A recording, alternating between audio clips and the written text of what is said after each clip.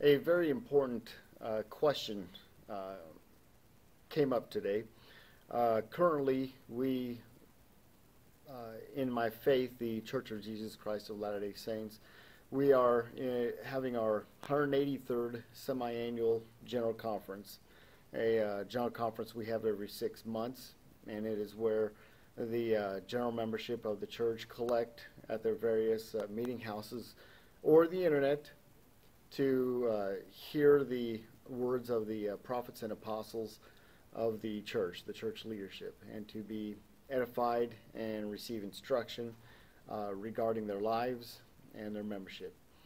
It is my habit over the past several years to make notes during General Conference of what the various speakers, the men and women, what their message is, and just the general inspired impressions that I receive.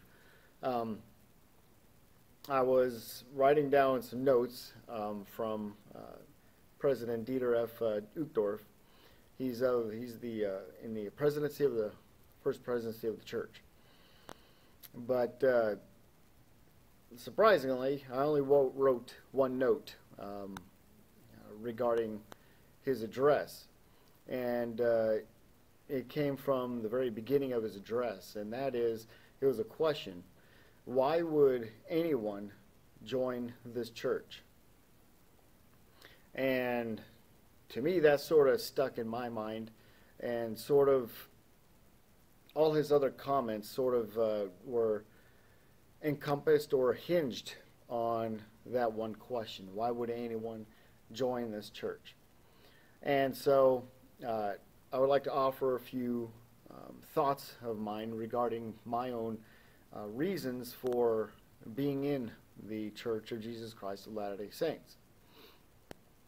I was born into the church, but like a lot of us, I did fall away for several years, and it sort of took a 2x4, if you will, to smack me in the head and to get me to think straight.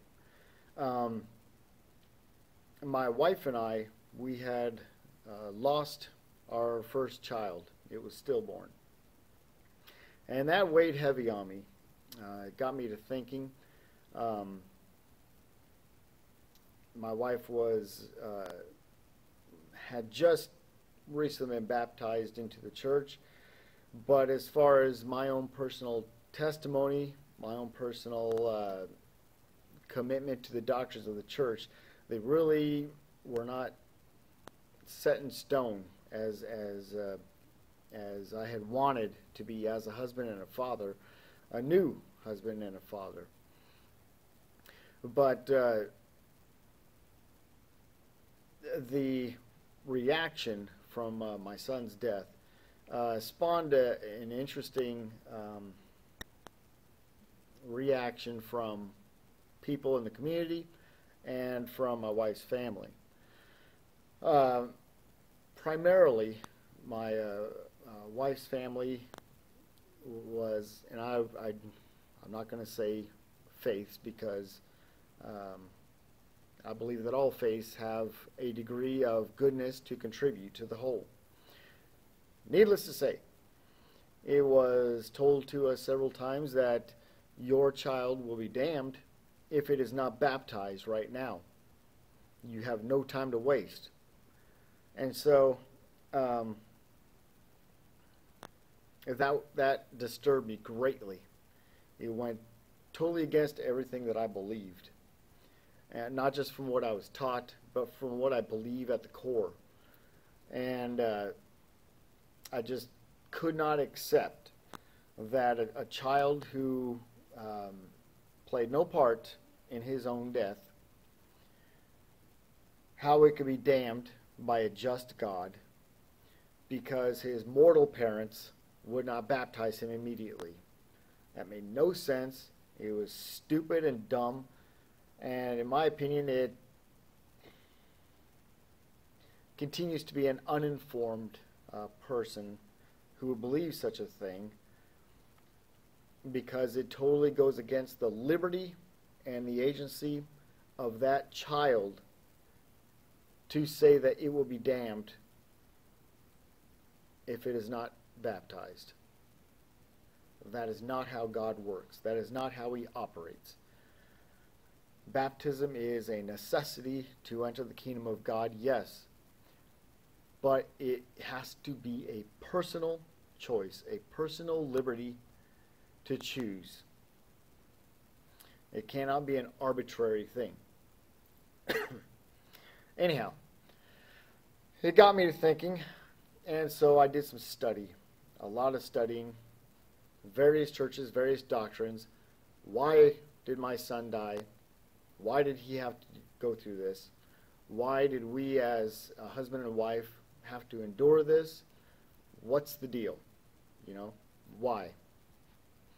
And nothing gave me very good hope. Nothing gave me a very good feeling in my heart, the answers. And I then began to turn my attention back to my own faith and to study the words of the prophets and apostles. And my goodness, such a glow of hope and positive feeling entered me and permeated me. And I just knew that this was the doctrine that I had to grasp onto, because there's nothing negative about it. Everything about my son is positive, uplifting. And through that study, you know, I have come to have a growing testimony, if you will, a growing affirmation that my son lives, that my son, along with countless and vast amounts of other children who have died before their own accountability, they are a chosen people that, and this is my belief, that because of their valiance that they have demonstrated in our pre-earth life, when we were back with our Father in heaven and Jesus Christ, when we were all together, the valiance that they have proven to follow the plan of salvation and to follow Jesus Christ and to stand against Lucifer and his hosts. Many of those individuals of exceptional character, exceptional valiance, have already spiritually proven their worthiness to enter the kingdom of God. And therefore, many of them only needed to accomplish the other half of the equation, and that is to gain a physical body. Because that is part of where the perfection comes in, is the joining of the body and the spirit to be inseparable. And so that is what I believe.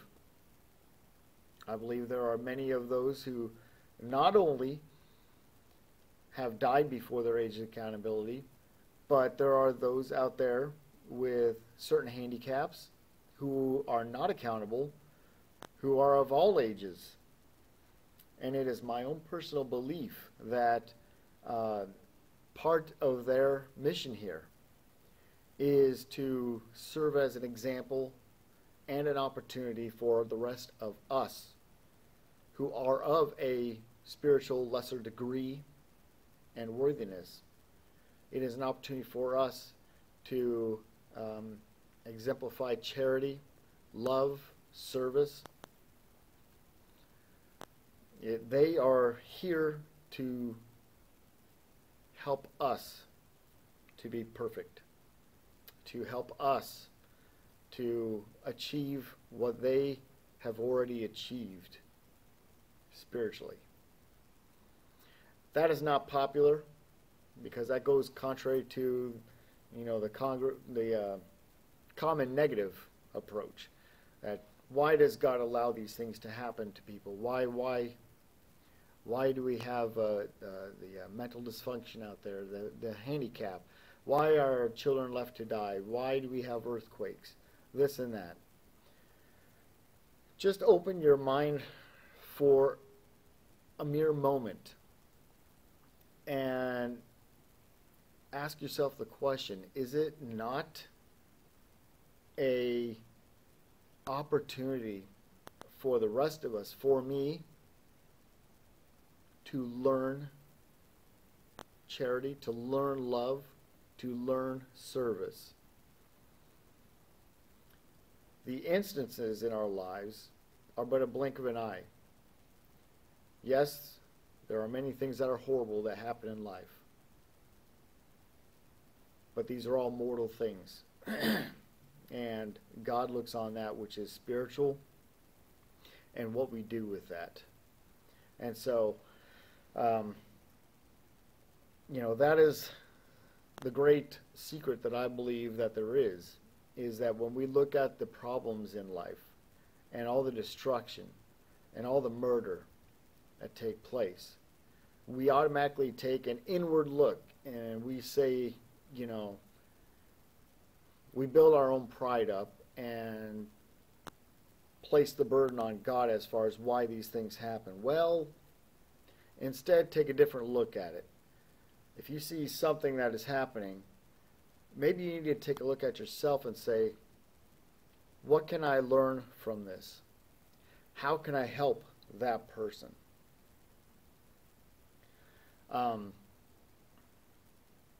So those are some thoughts that have stemmed from that one question from President Dieter F. Uchtdorf today, who is a member of the First Presidency of the Church of Jesus Christ of Latter-day Saints, when he said, why would you be a member of this church?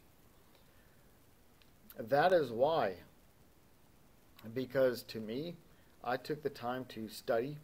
I took the time to search, ponder, and pray for specific answers at a specific time in my life that I was searching. I had just lost a son.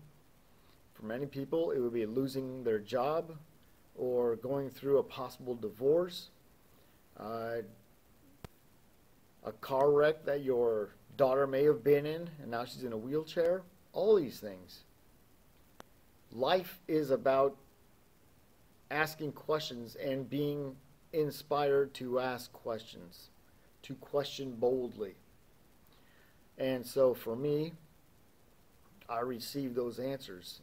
And when I recognized the truth of those answers, I grabbed hold of it and ran with it. I still go through my problems, but I'm still a member of the church, and I'm still active. And, that's something that I would offer and extend to everyone out there. Whatever your faith is, if you have serious questions about life, your government, death, jobs, what the purpose is, you owe it to yourself to search everything you can out there, to ponder, to study, and to exercise that little seed of faith and pray about it. So, you'll find the answers out there. But if they don't completely satisfy you, keep searching. Keep searching for those answers. But that is, sort of my testament and my thought today as far as why I am a member of the Church of Jesus Christ of Latter-day Saints. Thank you.